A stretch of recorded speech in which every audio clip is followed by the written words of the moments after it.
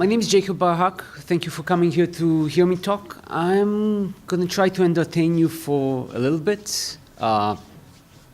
Please wait for questions till the end. However, if you really need to, you can ask something in the middle. I'm going to talk about experience I have for over a decade of predictive health analytics with Python, basically disease models. I want to correct myself. Instead of predictive, let's call it projective. And you will see some examples during this talk why I say so. Because you cannot really predict the future. You can try to project according to what you saw in the past, and this is an important observation. And after a decade, this is what I can tell about it. These are things I worked with throughout time. I started in the university environment. I was hired to create a small modeling and simulation engine. I used NumPy, SciPy, SymPy, mathematical support for that. I used the Python parser library to create a small language to allow modeling. I used WXPython for user interface, Windows, basically. MatPlotlib for visualization. This is the beginning.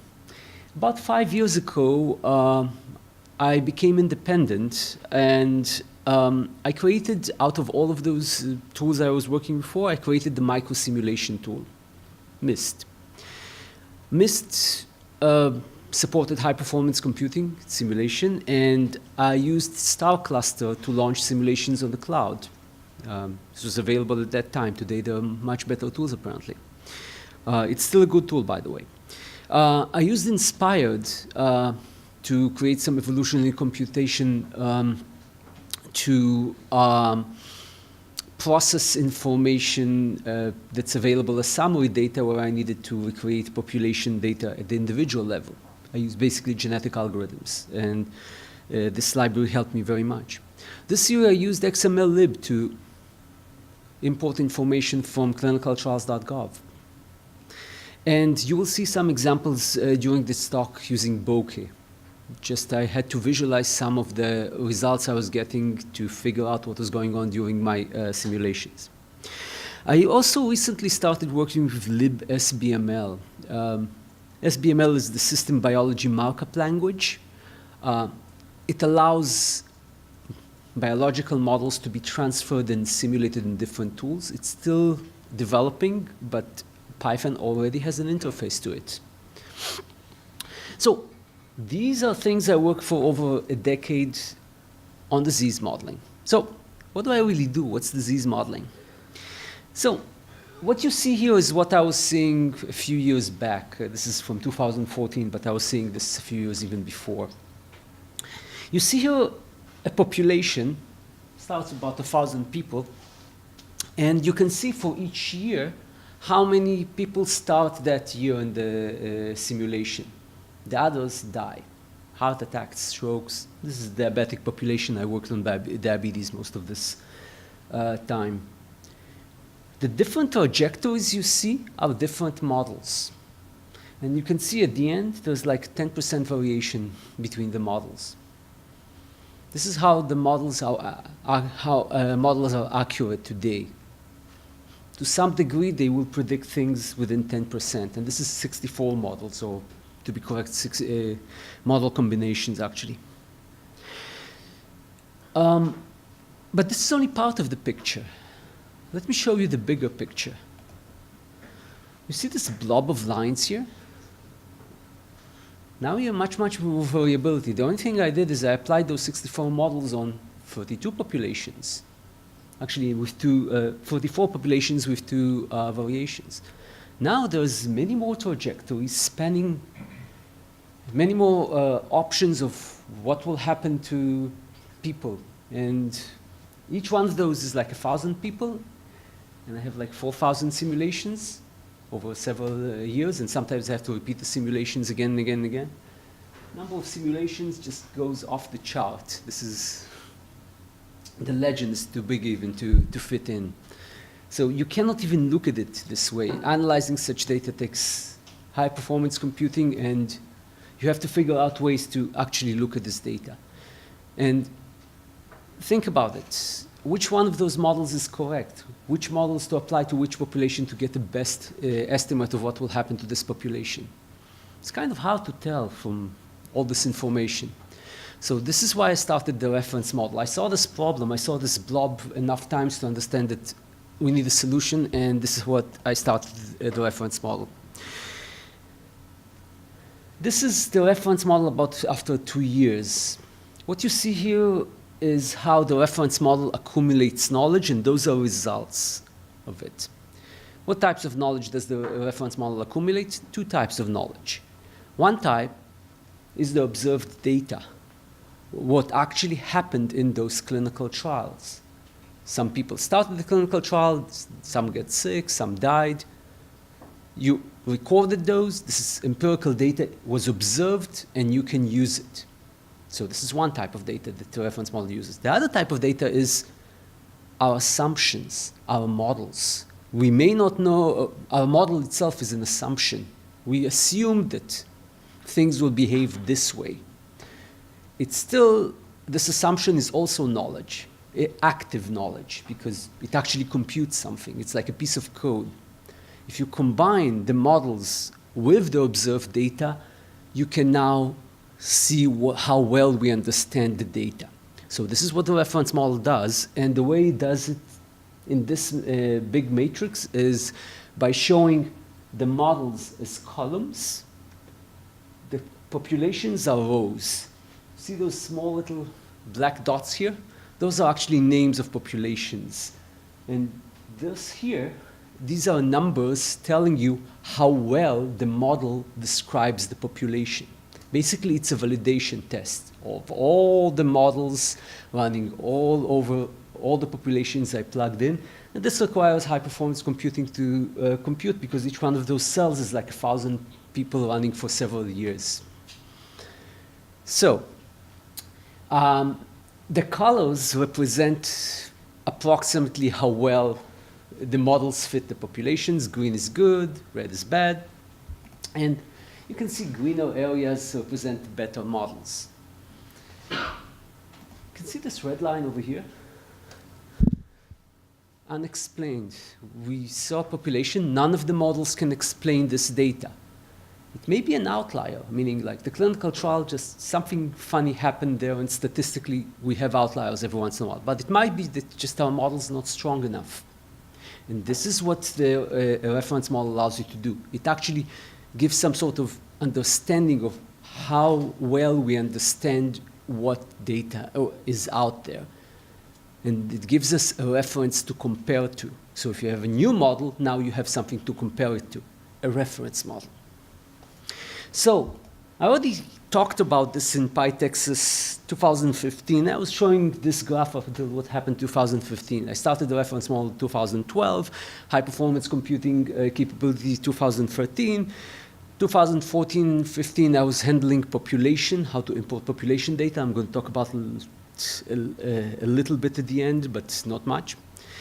I was complaining at that point that I need much more computing power, because see the number of models I have here? It's growing fast, because basically each equation I was adding to the model was combined with other equations, and it was combinatorically rising. The number was combinatorically rising, very close to exponential. So I needed a way to handle it. So in 2016, you can see this drop. There was one model over here. One model, but really it's not one model. It's an ensemble model containing all the models within it. Now the models can cooperate. Before this, they were competing. I'm going to explain in a minute what happened there, but this reduced the amount of computing power and allowed me to get a better model in the end. So I'm going to talk about it later, what I did in 2016. You see this jump over here in number of populations? This jump in number of populations is because I also interfaced with ClinicalTrials.Gov, and I'm going to talk about it at the end. So those will be the main parts of the talk, and I'm going to talk about something else I did in 2016. So if you want to know what happened before that, look at my previous PyTexas talk. It's online, and hopefully this one will supplement it. So, for those who have not seen the reference model before, this is a simple representation of how it looked like. It's very simplified. It has three main processes: a heart disease here, coronary heart disease, where a person can be healthy, may have a myocardial infarction, MI, basically a heart attack, can survive it, die out of it. A person can have no stroke. This is the second process. Can have a stroke, survive it, or die out of it. And we have a process of competing mortality. Well, Monty Python, it is a Python conference. They say, bring out your dead. Well, in clinical trials, they die all sorts of ways, and it's important to record how people die. So if they die out of a stroke, it's considered one code. If they die out of a heart attack, it's another code. But if they get hit by a bus or cancer or anything else that's not modeled, then it goes into competing mortality. So it's important where you die from, and the system will register it. So what did the reference model do up until a few years ago? It will create this matrix, which was a discrete fitness matrix. I call it fitness matrix because it shows the fitness. It will run a simulation, micro-simulation of individuals that ran through the model, and it will, each transition was governed by an equation. The equation can depend on many parameters the person has: age, blood pressure, whatever parameters you plug in. And I could choose between multiple equations, A, B, C, D, for example, in this simplified version for MI, and E, F, G, H for stroke. So to calculate one model, I'll choose A for MI, E for stroke, and this would create this model, which I ran for multiple populations and could figure out at the end of simulation how well it fits the clinical trial results and give it a score, this fitness score here. And I did this for multiple other models. As I told you before, this was inefficient. Why? Each equation I was adding, and I had several more categories, would make the number of models rise sharply. So what I did is, instead of choosing either A or B, I said, no, all of the equations participate. And this is what I did in 2016. Same with stroke. All equations participate, only now I have one equation that contains all models, and each one of them contribute only a certain weight, those small A, B, C, D in red, and E, F, G, H in red. Those are the weights that say how much of each equation we're using to compute the transition probability. This opens a continuous model space. This continuous model space overlaps over this discrete model space because you can still say, oh, the weight of equation A is 1, everything else is 0, and therefore I'm using only equation A. But now you can use half of equation A, half of equation B, or A, B, C, any combination with all sorts of weights. So you have one model with many parameters, infinite number of models, continuous space. In continuous space, you can do some mathematical trickery. What they do in machine learning, basically, you can optimize things. So I took gradient descent algorithm used in machine learning. For those who are familiar with feed-forward neural networks, it's used there. I took it and I modified it a little bit to do some more sophisticated optimization, and I'm calling it the assumption engine. Why? It has some constraints that allow us to throw assumptions at it. And it will choose the assumptions that describe the data best. So all of those simulations run in parallel, and gradient calculations as well run in parallel. And remember, each one of those gradients is a simulation of many, many people over several years. So again, high-performance computing. At the end of it, at the end of the optimization, the system can point to significant models, models with high weights, or models that are incompatible are rejected, models with a weight of 0. And you'll see some examples in a minute. So I'm going to show you bokeh, which I introduced very recently. And here we go.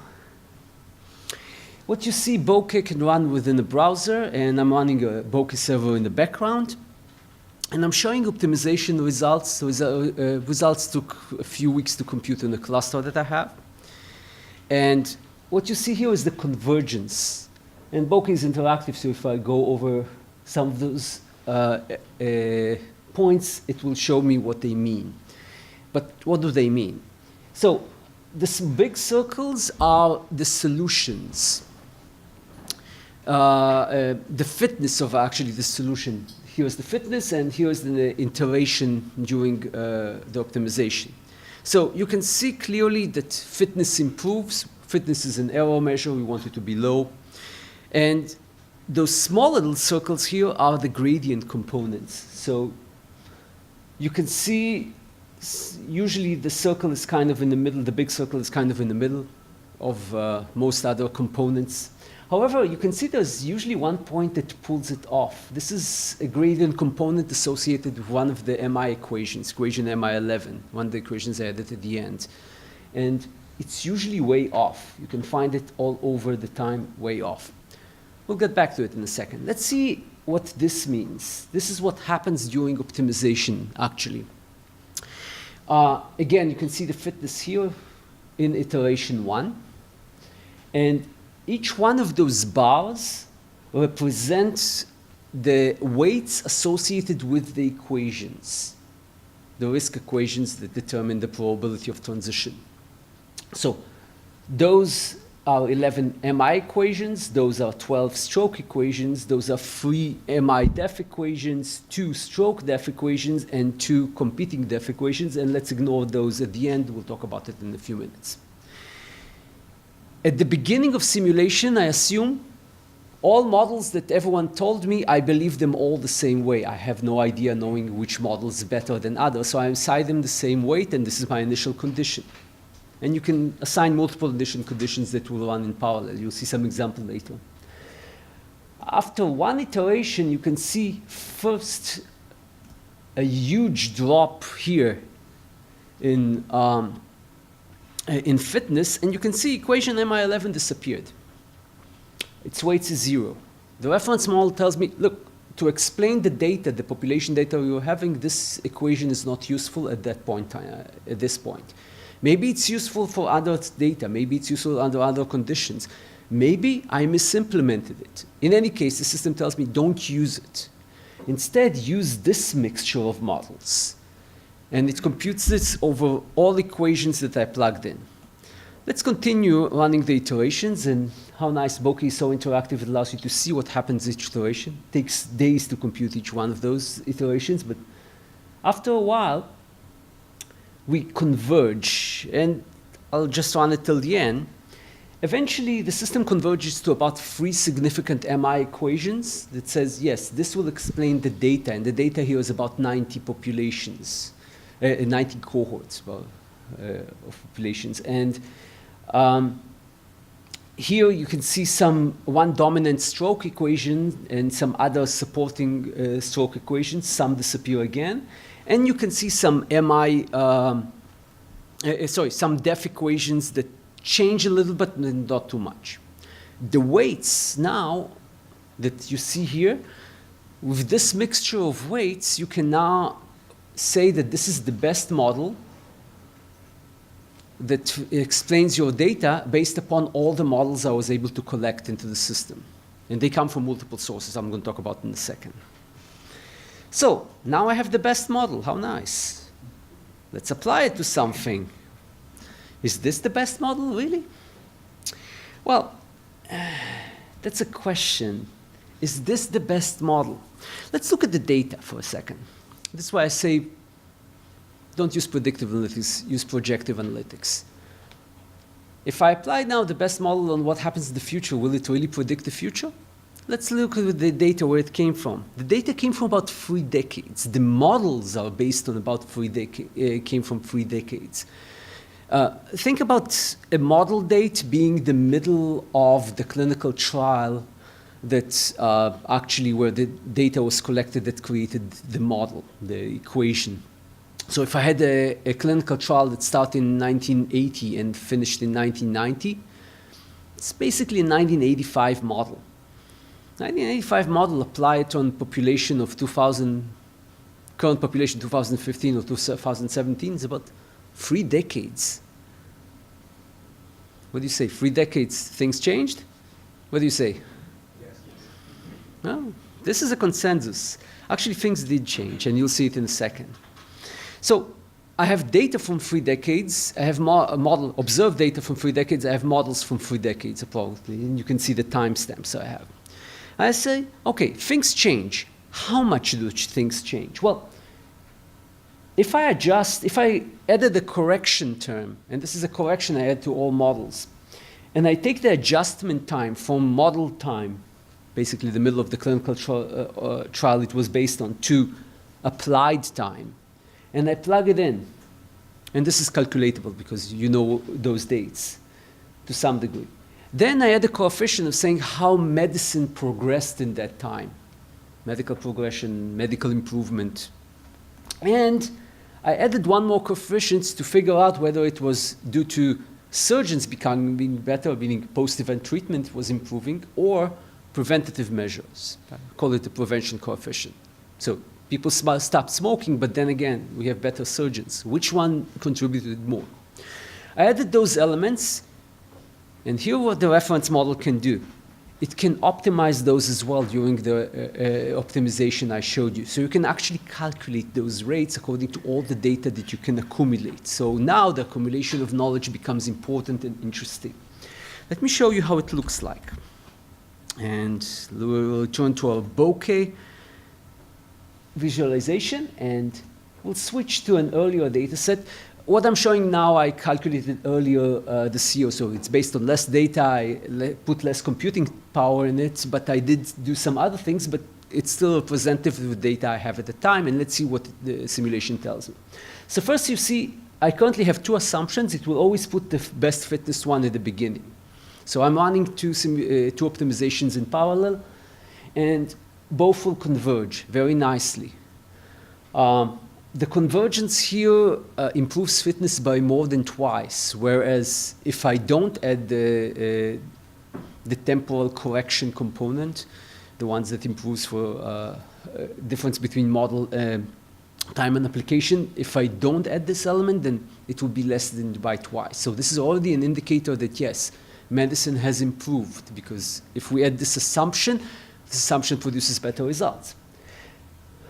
But now, how much? And what is the best model corrected? So the reference model is actually able to calculate this now. And again, we start with everything being equal. And within each iteration, things change. You can see improvement in both sides. And eventually, it will take the best assumption here. And it will compute the mixture of models. And do two bars over here at the end that I asked you to ignore before, well, those are the 2 coefficients I was looking at. And those are not on the same scale in this graph. Let me put it all back in a little bit more human terms and start to try to explain what I actually did here.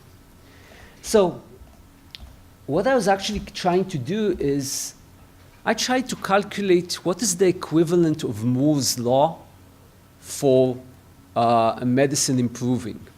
So for those who are less familiar with Moore's law, it says approximately that each year a transistor size will be halved. Something like this, and you can argue exactly on numbers. What I calculated is how often cardiovascular disease, cardiovascular death for diabetics, the probability is halved. According to the numbers I get, those coefficients, about 13–14% a year, which will make it the probability half every about 5 years. Think about it. In a decade, the probability of dying of cardiovascular disease for diabetics was quartered in the last 3 decades, and this happened according to all the data I was able to accumulate, and we'll talk about where the data came from in a minute. Whether it was due to prevention or due to post-event treatment, meaning surgeons saved the people after the MI, or the MI didn't happen because the patient stopped smoking. Well, according to what I was able to calculate, according to all the data I have, it's half and half. And again, it depends on how much computing power you throw at it, several assumptions, and all the data you collected.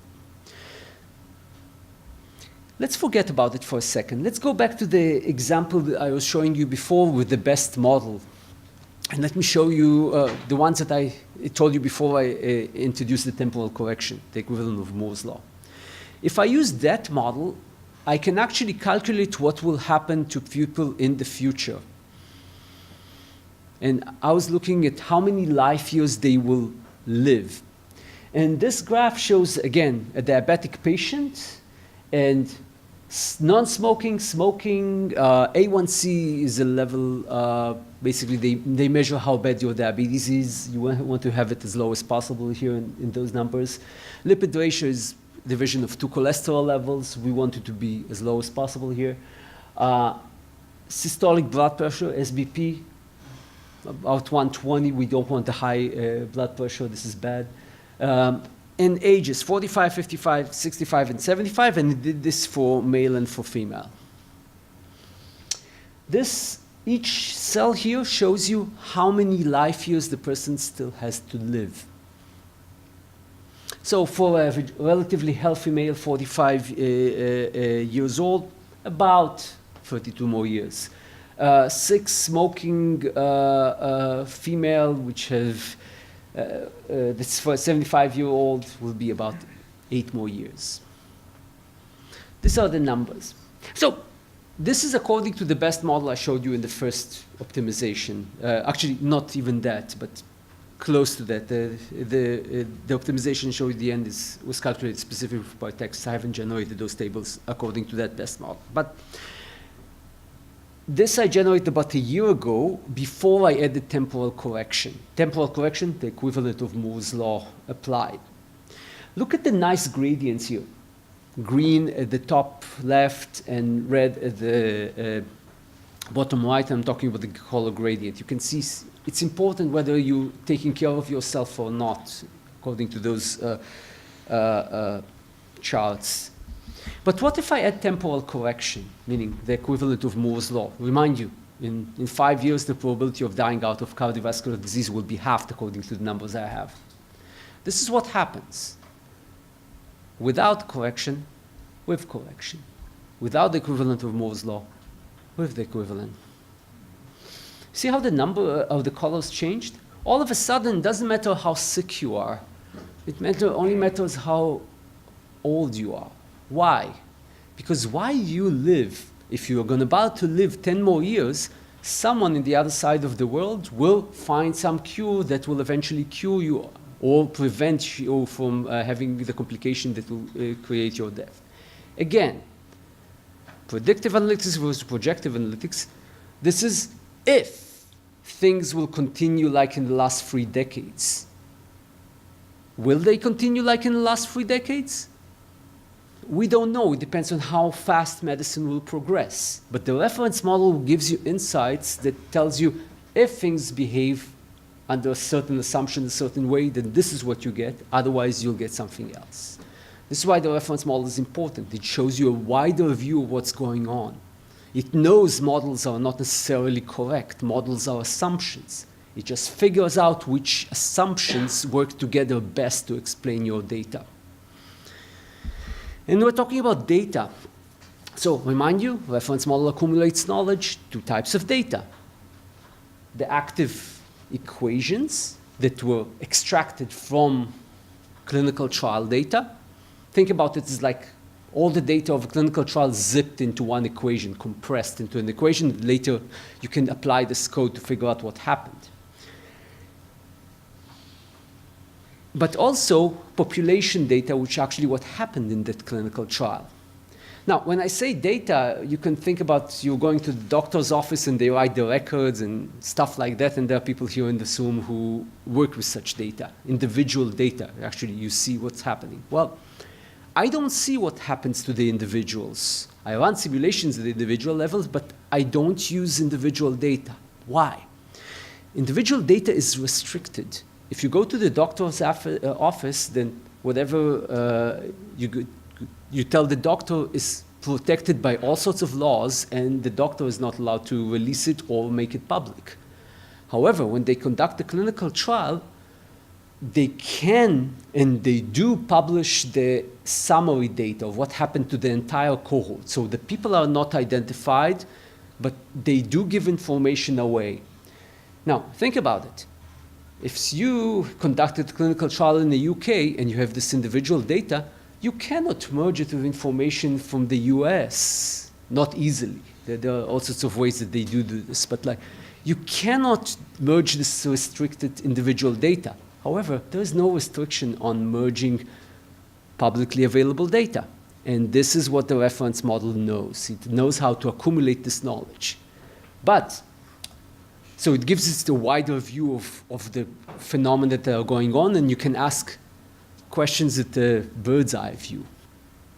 So there is only one caveat. The simulations have to be done at the individual level to use those models. So how is it done? Well, the reference model kind of reverse engineers the individuals out of the summary data that is public in the clinical trial. How does it do it? It uses the micro-simulation tool I mentioned before, MIST.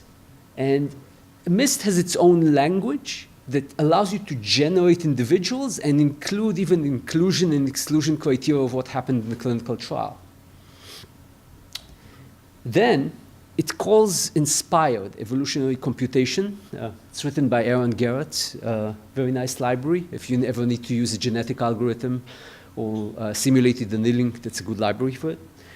This library helps you do optimization and select a subset of those individuals that best match the clinical trial summary results that are made public.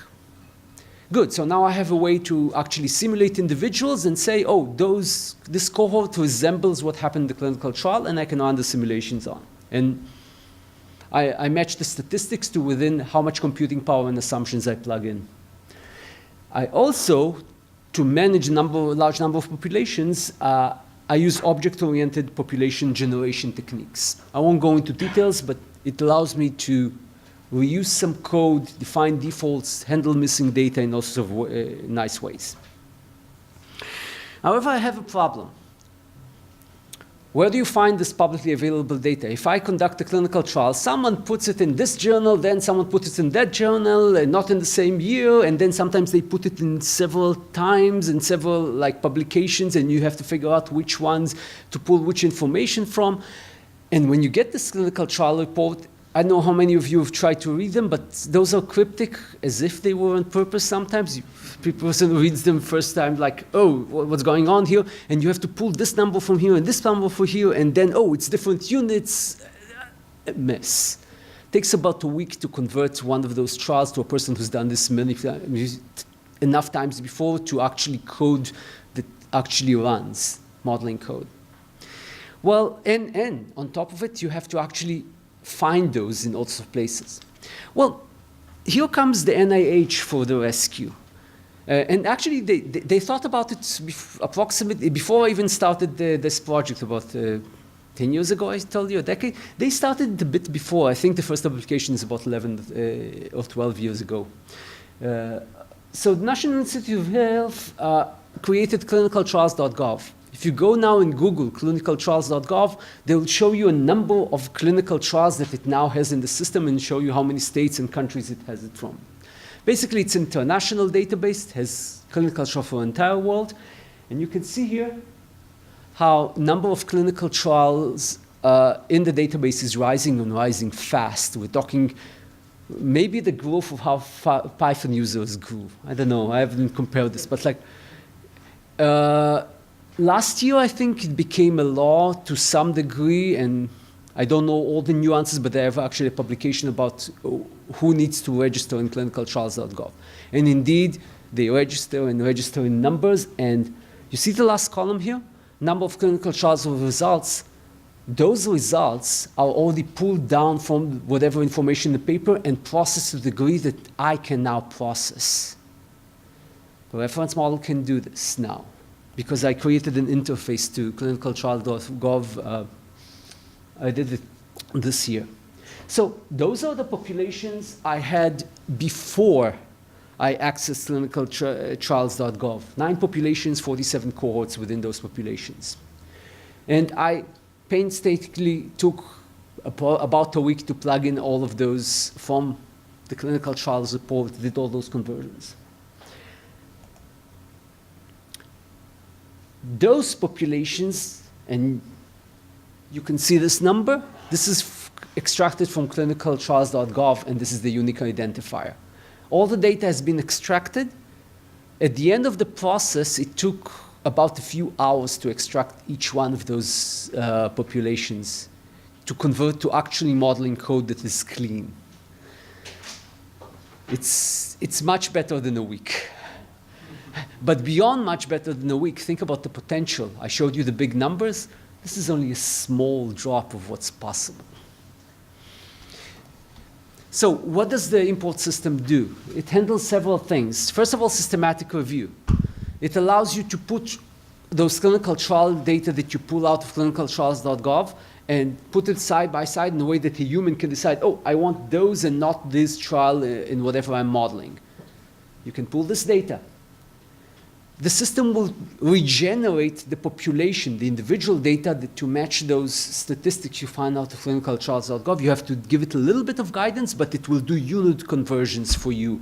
It will look at some text and do some very basic NLP to figure out the texts and extract some useful data from there. The data, even though organized, still needs some handling, but the system is smart enough to be able to extract those populations I showed. Finally, it will extract the outcomes, what happened at the end of the trial, and put those numbers under the same scale so you can actually validate against them. Remember, the reference model is a validation model. So in four terms, what it does is it provides a better view for the human. It automates human error-prone tasks. Think about it. If a human plugs in a number using the keyboard, or does some calculations even in an Excel spreadsheet and have to repeat them 100 times for the numbers that are scattered all over, there's a high chance of errors, and there were errors when I introduced this import module. The import module allowed me to eliminate those. So it automates error-prone tasks. It writes actually in the modeling code, so a lot of the missed code is actually written for you. You just give it high-level instructions of what to extract. More importantly, now everything is reproducible and traceable. Traceable, I mean that if there's a number in ClinicalTrials.Gov there, you can trace it back throughout the system and say, oh, this became this code, and this code later on ran in the simulation generated those numbers. And MIST itself has also a tracing mechanism to figure out what happened during the code. You can actually go back and replicate what happened there. So now it's reproducible and traceable, and this is very important for the modeling community. And ask me why in the questions, I'll tell you why. So what's next? I was talking about reproducibility. I mentioned the system biology markup language at the beginning. There's someone here from the University of Washington. Yes, they have a team there that does the system biology markup language. Oh, are they Yeah. There's a small team there. But however, the people who are doing the micro-simulation related stuff, they are from Utah. It's Chris Myers' lab and Linda Watanabe. They developed something called SBML arrays, which allows you to do micro-simulation. And again, SBML it's a language that allows you to transfer modeling, biological models in between different tools. So think about reproducibility this way. Models will become much more reproducible if people use tools like this and protocols like this, because language will be less important as long as you have some standards. So this is something that's going on. It's not really related to the reference model currently, but maybe in the future, if everything goes well, in a few years, we might see the reference model in SBML. Maybe, depends how things will go. This is still in development, so we'll see what happens. Now, I promised you to 2 years ago in PyTexas to do some improvement on the reference model, and I showed you some of those. I'll try to make some promises, and hopefully I'll come back and tell you that I was able to fulfill them, maybe in a few years. I want to do 2 more things with the reference model. First of all is capture a snapshot of the clinical mind. Doctors understand ambiguous data, ambiguous to the computer, to some degree easier. They are comfortable with things that are not necessarily accurate. Computers have to be a bit more accurate. So I'm trying to capture the human thought and plug it into the system to explain some data that is ambiguous. After I've done that and I merge human and machine understanding, then the next step afterwards is actually mapping clinical trials. And this might be important because we need maps. Explorers need maps, and all the data that you have out there, and I showed you how much data there in ClinicalTrials.Gov, you need a map to explore what's happening there. In the past, when people sailed through the seas, they needed maps. They created charts and maps to guide them. We need maps for this type of data. The maps of today, I believe, will be powered by tools that Python provides. So we're back to Python. I'm about to finish the talk, and I would like to thank many, many people that helped throughout the ways. Many developers, open source. I'm not even mentioning all of the names here, but you can find more in my GitHub account. You'll find much more acknowledgments for people who helped throughout the ways. However, I do want to mention Diana Eisman. She was the person who introduced me to this idea of merging knowledge from publicly available data. So it was her idea, and many years after, I'm following it in all sorts of different ways that were not thought of at the time we started it, but she should be acknowledged for this. I have some good news to tell you. The reference model has been developed independently and self-funded. And I have some good news to tell that last week I got an announcement this was allowed the US patent, so hopefully this will continue. And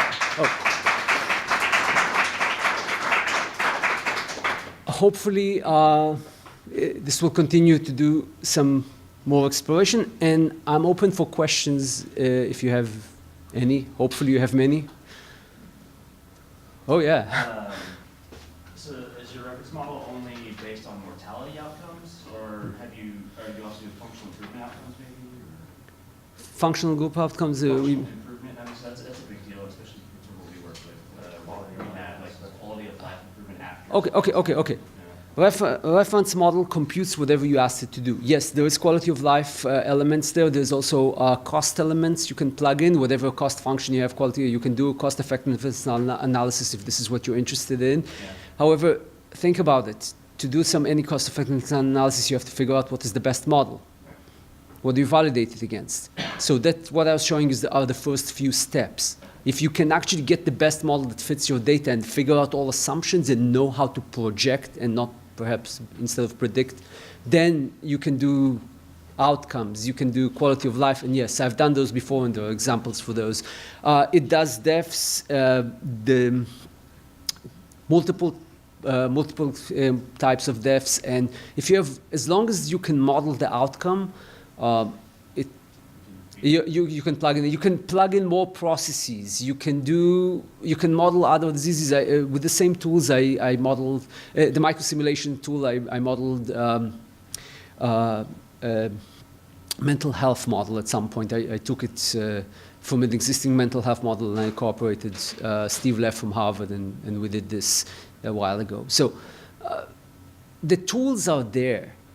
And you can do the same thing as I did for diabetic patients here. You can do it for other diseases, other disease processes. It all depends on what kind of data you have and what assumptions you can make of it. Remember, you have to have the model/assumption, because I forgot to repeat your question, but basically the question was whether I can do only death outcomes, or whether I can do quality of life and other things. Any more questions? I'll try to repeat them. On your one slide for what's next, you said kind of like lending plugging doctors' experience with your bot, or Yeah. merging human and machine. Like, what are your thoughts for how you'll implement that? So the idea is to actually give a doctor some data and see how they interpret it, and then plug it in a way that the machine can understand it, and just add it to the optimization process. And there are several stages that can be done there. I rather not talk too much before it was done, but this is the base idea. I have some ideas. Some of them I want to keep for myself, but hopefully I was able to answer your question. So I didn't repeat the question again, I believe. So the question was, how do I try to capture the clinical mind, the doctor's idea, incorporate it into the system? Yes, please. Are you got a team helping with open source aspects of? I know you got a patent, so I'm making. Okay, so this is an interesting mix here. The question was whether I work with a team to help with the open source development. So it's several interesting aspects. The reference model has several layers. There's a part which is proprietary and I'm not releasing. This is the reference model itself. However, the tools that it's built on, it's called the microsimulation tool. This is the engine that drives it all. You can find it on GitHub. It's free software. But then again, I'm releasing only several versions of it. If someone wants the more advanced versions, then they can contact me. But it is GPL licensed, so if you take it, you can use it. And to some degree, with whatever there, you can replicate what I've done. And in some cases, actually, I did publish what I have done with the reference model to the point that you can replicate some of those things. They're scattered in some places, but you can merge it back. I'm not publishing the entire reference model. I'm currently keep it proprietary to some degree. But this can change. It depends on circumstances. Okay. Any more questions? You talked about doing corrections for time. Have you looked at corrections for other things like economic status or geographic location or other variables like that? So some of the models that are in the system already have those. So I'll put it into so each one of those. Okay, the question. Thank you for asking. The question was whether I showed that I corrected for temporal correction. I corrected the models for time. Did I try to correct for other things such as economic disparity and things like this? So this was the question. The answer is that some of the models, some of the equations I plug in, and I'm not going into details where exact equations because I don't want to. There are the reasons why not to go there, but. Some of those equations are already based on many parameters beyond age, blood pressure, and so on. Some of them do have other aspects, such as economic disparity. I cannot tell you that the economic disparity is something that I actually actively modeled, because this is something that's kind of obscure in some of the equations, and it's dependent again on region and stuff like that, and may not apply somewhere else. But generally, those parameters exist. Whether you use them or not, it depends on your modeling assumptions. And currently, the reference model is modeled basically with 40, 50 parameters. This is a number of models. And again, if you plug me a new equation that uses those, then it can model it. You do have to add some assumptions in some cases. And the system will tell you which assumptions fit best. That's the beauty of it. You had a question before?